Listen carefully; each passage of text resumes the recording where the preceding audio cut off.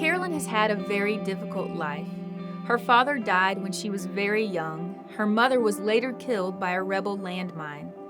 She was married when she was a teen, but her husband sent her away when she could not have children.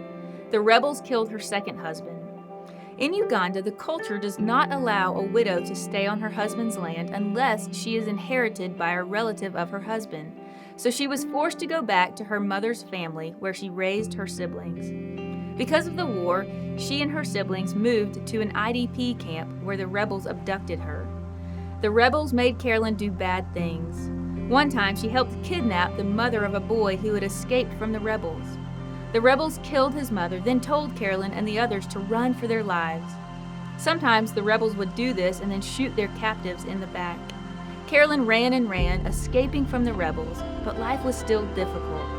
One day, she went to a church where they prayed for her and she began to feel better. Things were still difficult, but she felt joy. She returned to the village she was from, living in huts that were abandoned by others. Carolyn prayed, "God, let your will be done into my life." Carolyn began going to church at Abaana's Hope.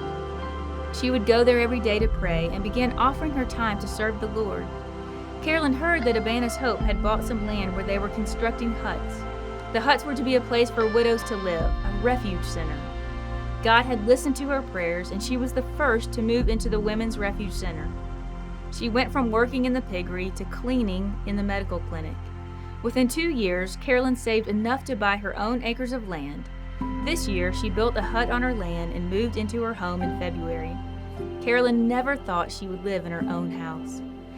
Carolyn never thought she would have a child she could call her own. Now Carolyn is serving a little boy named Oscar. When they found Oscar, he was days away from dying. The leaders at Abaana's Hope asked Carolyn if she would be willing to go with Oscar to the hospital and to look after him.